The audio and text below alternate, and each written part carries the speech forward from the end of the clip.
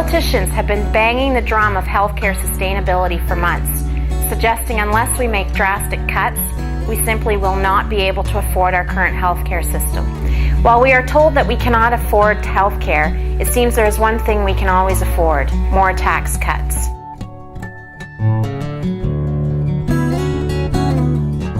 The White Duncan is cutting almost $5 billion in corporate taxes in the next 3 years, despite Ontario having one of the lowest tax rates in the industrialized world. We need the resources to provide quality services, including healthcare, education, social services. We have a clear choice in the next election: more tax cuts or healthcare. Healthcare is as sustainable as we want it to be. The Hospital Professionals Division has developed a 5-point platform on how to enhance our present healthcare system. Ontario must stop delisting healthcare by effectively moving services out of hospitals to private user pay settings. Across the province, we have seen hospitals close their outpatient rehab clinics. It has forced many Ontarians to pay out of pocket for physiotherapy. A two-tiered health system is being created because the only OHIP-funded physiotherapy and occupational therapy clinic in Northumberland is being closed. I am the face of a physiotherapist patient. Last January I received a total ankle joint replacement and I need 8 weeks of physiotherapy. When I contacted the NHH, I was told to be a 2 to 4 week wait, so I started on a private clinic over in Port Hope, Lakeshore. Well, I finished 2 weeks of physiotherapy over there and I got a bill for $520. It is far more effective to pay for these services collectively than it is to expect someone who is injured or who has recently faced hip or knee joint replacement to pay out of pocket. It is when they are least able to pay that the system expects them to contribute. This is wrong.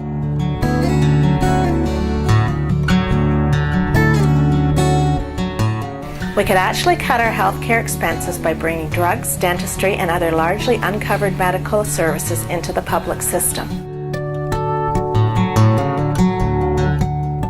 Canada has the second largest private healthcare sector next to the United States. It's time we completed Tommy Douglas's vision and provide public coverage for the kind of health services citizens in other countries take for granted.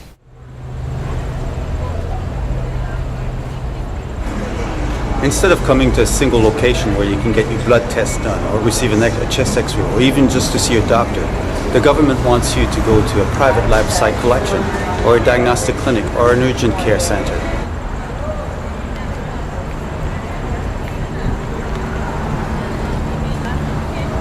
We lost our community lab services.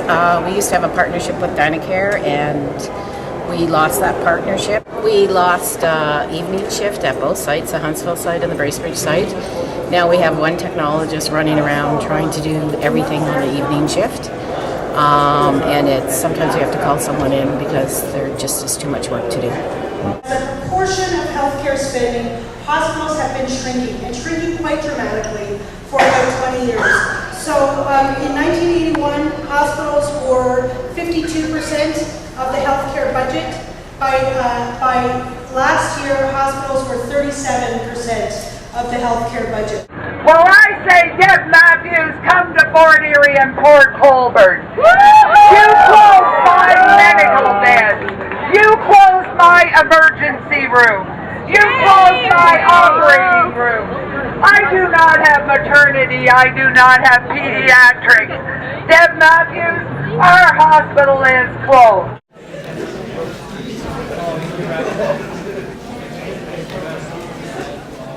Ontario must recognize that current staff levels are leading to unsustainable workloads that compromise quality care and undermine patient safety. While it has set a target of 70% for full-time nursing, it has set no such target for the more than 200 other professions that are integral to a public hospital. I'm a medical lab technologist and I analyze and process blood samples, blood specimens, body fluid specimens, tissue. Workload has increased dramatically. We've seen a real rise in not only workload units, but also the complexity of our patients that we process at our hospital. We have a huge regional dialysis clinic here now, a cancer center, and our hospital's probably tripled in size in the last 5 years. And interestingly enough, our number of staff have gone down. Hospitals already have issues with recruitment and retention. In the next 5 years, we have large groups of our hospital professionals that will be eligible to retire.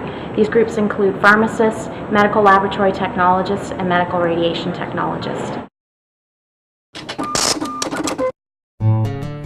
Well, the Ontario hospitals, they seem to operate under an incredible veil of secrecy.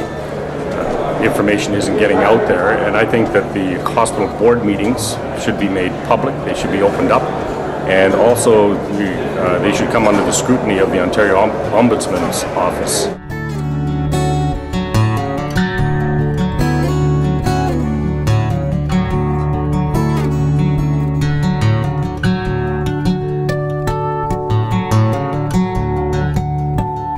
I think there should definitely be a review of CEO salaries.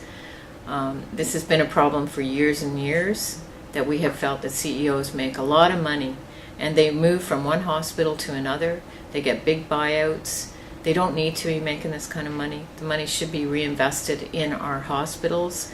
I don't think there should be bonuses for CEOs. Healthcare professionals don't make bonuses, and CEOs work in the same environment. The next election, we need to ask the candidates about these issues.